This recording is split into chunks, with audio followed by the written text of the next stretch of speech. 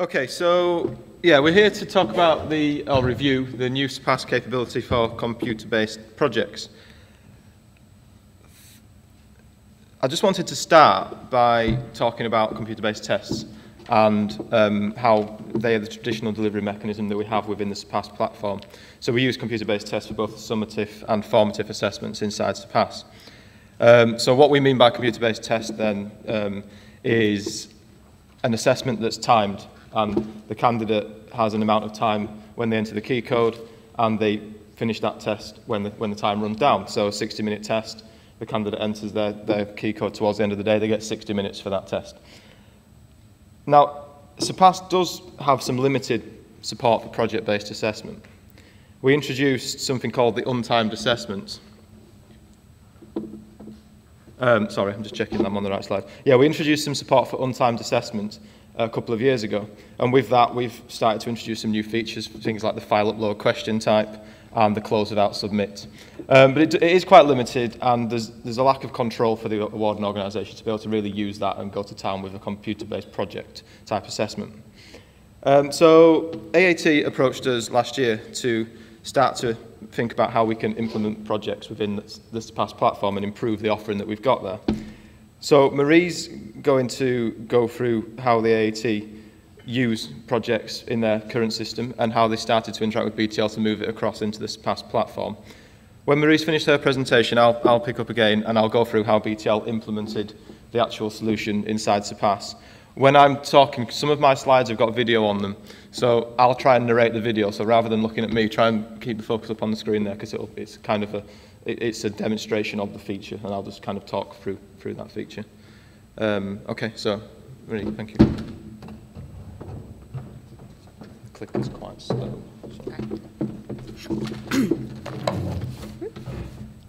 Right, so just before I get started, just to give you a little bit of information about AAT, what it is we do and who we are.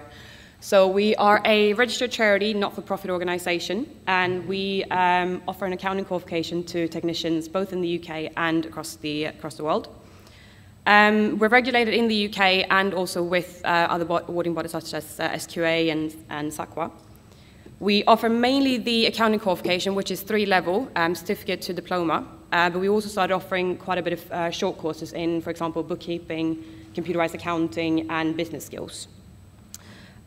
We deliver our qualification at over 450 approved centres, that's across the world, and we only do now computer-based assessments, unless there's a need for reasonable adjustments or special considerations.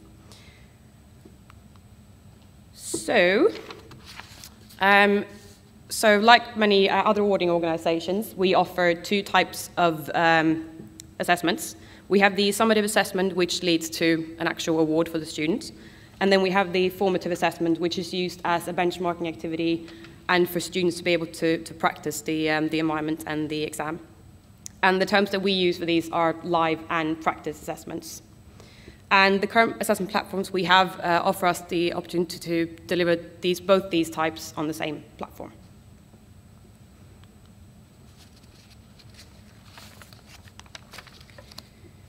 So in our core qualification, the function of the summative assessment is to require candidates to demonstrate that they have workplace competence to nationally set levels. And we have 2 different types of assessment. We have the CBTs, which you've heard about previously. They're externally assessed by AAT. And we have the computer-based projects, which are internally assessed and moderated by the centres. These are all externally verified by AATs, by our own external verifiers. And we also offer, we're currently obligated to offer these 2 types as well. So we have recognition of prior learning and workplace evidence. And they're just for candidates that can demonstrate that they already have the knowledge that's needed to gain the units required. We're not really going to cover off, we're not really going to touch on recognition of prior learning or RPL that much more in this presentation. We're going to focus on the CBP part of it. So this is where we were in June 2014. So we had 2 different assessment platforms. We had the one provided to us by BTL on the Surpass suite for CBTs. And then we had a separate one for Learn Plus, where we had our computer-based projects. This is a platform that was provided to us by Kinyo, so a different provider, and it also offered us the chance for students to take RPL and WPE.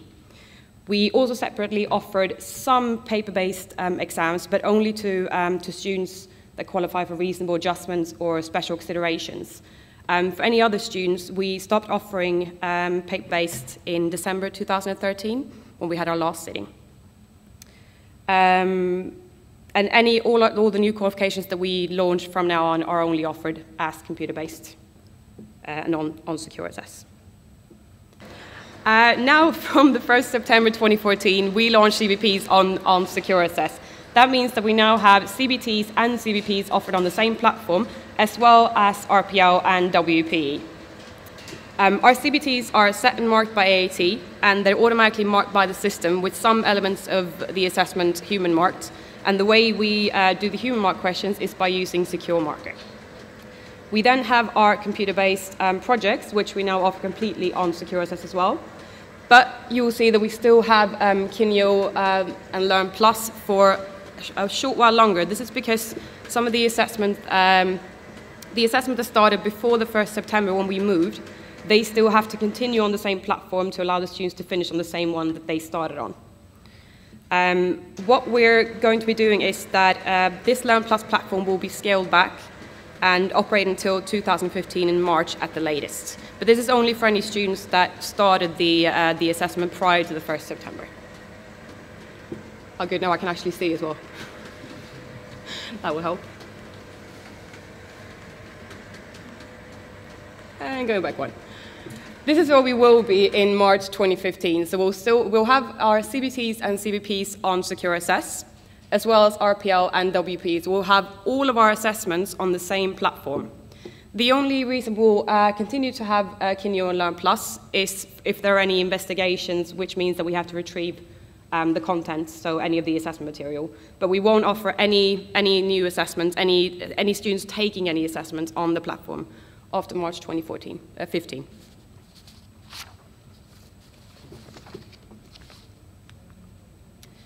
So obviously this was really easy to do, moving our CBPs to Secure Assess, as you can imagine. But actually, no, it did come with its challenges. So one of the things that we had to do when we moved platform was we had to get the workflow right. So we had to make sure that the students were able to take their assessment. We had to make sure that that automatically went through to the assessor, so the person at the center who would be marking the assessment. Once the assessor had selected an outcome for the student, so a competent or a not yet competent, that would need to go through to the internal verifier for them to either agree with the decision or disagree. If the internal verifier disagrees, then that needs to be sent back to the assessor again to reevaluate why they gave the outcome that they did. If the internal verifier agrees with the decision, then that one gets automatically sent through, and that result goes on to the student's record. So it was a bit of a challenge getting that workflow right. What we didn't want to do was simply replicate the old system that we had. So the old system came with quite a few challenges. It wasn't extremely popular with our customers, and therefore we wanted to design something that fit their needs rather than just copying what we had on Learn Plus and moving it to Secure Assess. So that obviously posed quite a bit of a challenge. One other challenge we had with the old system was students being able to take their assessment and then upload their finished documents. So when they take our computer-based projects, they use a secondary software such as spreadsheet software or computerized accounting. And it did pose challenge to students getting that workflow right where they upload the documents at the end of the assessment. So we wanted to make sure that technology didn't get in the way of the students' assessment experience. And mark my words, we needed to make sure that the marking of the words and figures in the assessment actually worked the way that it should.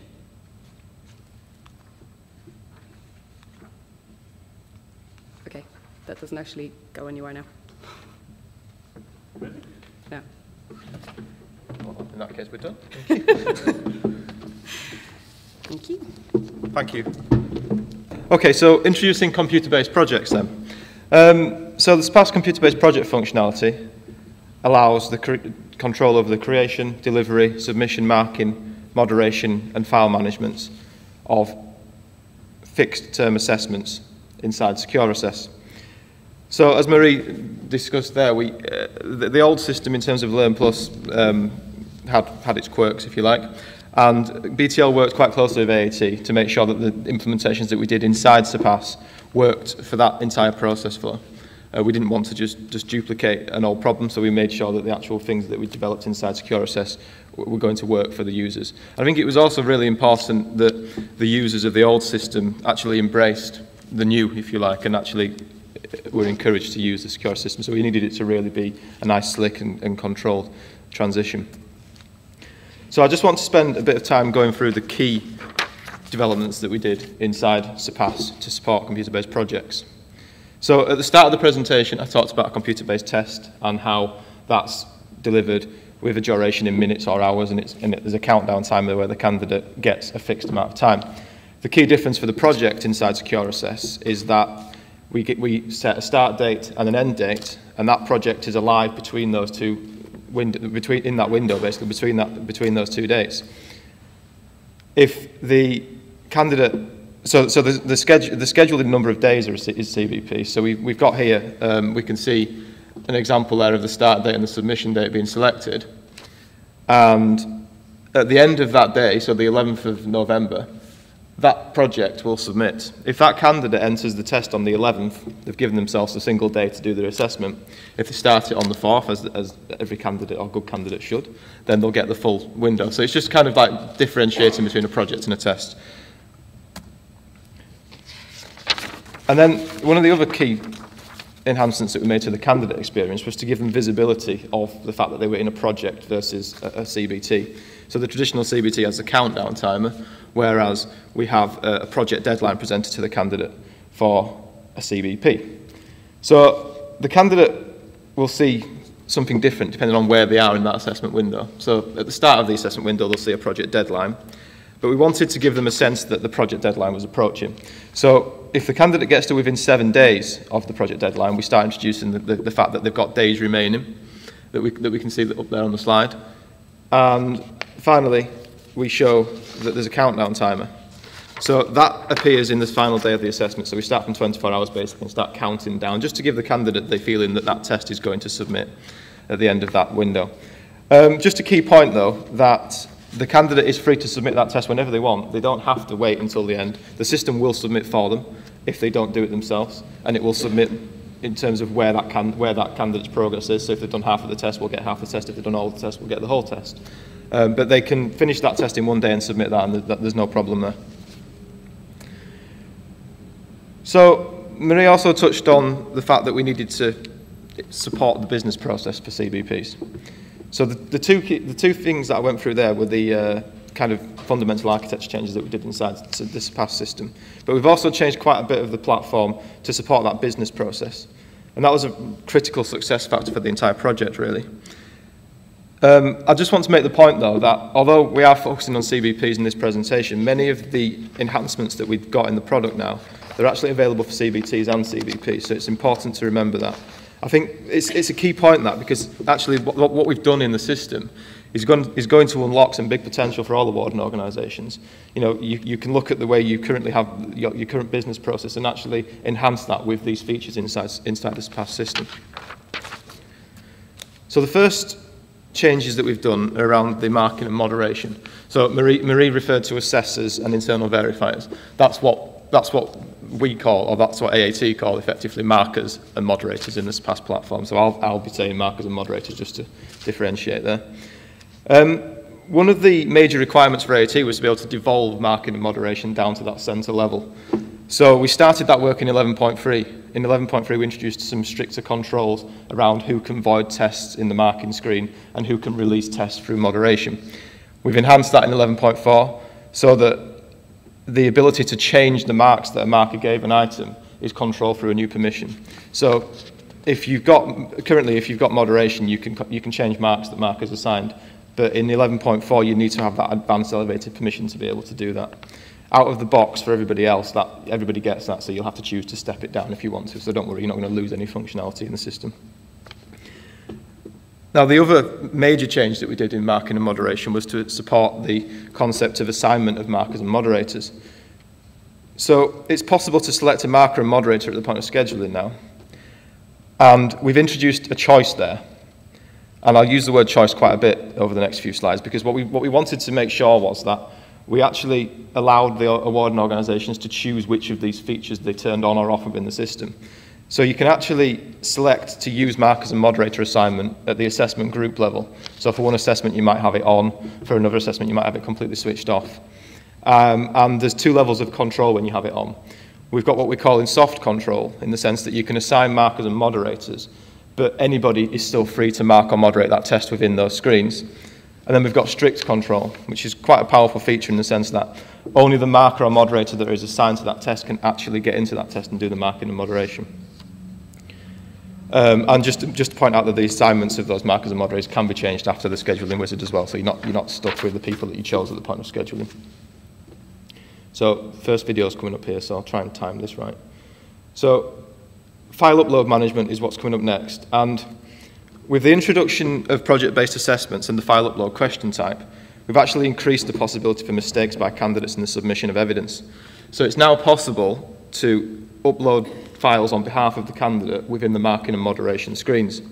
So the video here is showing the selection of a new file within it's either the marking or moderation screen, I'm not sure which. But we're actually using the file upload question type that's built into the test and asking for a reason why you're asking to do that. So you've got failed to upload all files, uploaded the wrong file, it was corrupted, or we allow the choice of presenting an other option as well. And we've also enhanced the file upload manager window to actually show a bit more information about where that file's come from. So traditionally, we wouldn't have had the user type or uploaded by or the reason columns within there. So now we're actually showing that whether it's come from a candidate, whether it's come from a marker, whether it's come from a moderator, and if it's a marker or a moderator, who it was and why that file was attached to that assessment. All of that information is available through the audit trail as well, so that kind of supports the external verification process that AAT need to do. Another video on the next slide as well. So what we've got here is the marking and moderation feedback loop. So we needed to do further work to require the devolving of marking and moderation down to the centre. So it's actually possible now for the moderator to review an item and send that item back to a marker. So the moderator's identified that this one needs to be sent back. They click on the flag for review button and then return that script to the marker. The marker then comes along in the marking screen and sees that a new assignment, a new test, has entered that screen. So effectively, we're covering that through the percentage covered. So if it's 100% marked and we knock off one item, it'll drop down to whatever that number means. And they can view the marking history and get the comments from the moderator and remark the test. So that supports that feedback loop that Marie was talking about. Again, full audit trail of that. So we saw that we can access the comments in the marking history, so we can see the cycle of that marking and moderation loop right the way through the system. Okay, so one of the final key changes that we did were time extensions for in-progress assessments. So this has come about for the introduction of fixed-term assessments, really. It was important that the submission date could be amended. So traditionally, we'd cover this off using the DDA features of Surpass, and you'd be able to extend the time for a particular candidate before they started the test. But when you've got a fixed term assessment or an extended term assessment, that could last for 60 days, for example. We needed to be able to extend the duration of that test while it was in progress. So what we did was we introduced the concept of modifying the duration during the in-progress test. And we've actually done this in two ways. For computer-based projects, this is switched on and left on, and you can't touch that. You have to be able to extend the time for a computer-based project. But again, we've introduced choice again here, because for a computer-based test, you can actually choose now whether you want to extend the duration for a computer-based test or not while it's in progress. So for a project, we allow you to modify the submission date, and for a computer-based test, we support the ability to add extra minutes effectively. So you can go up to 24 hours additional time on a computer-based test. And then, obviously, the test will submit as it would do before.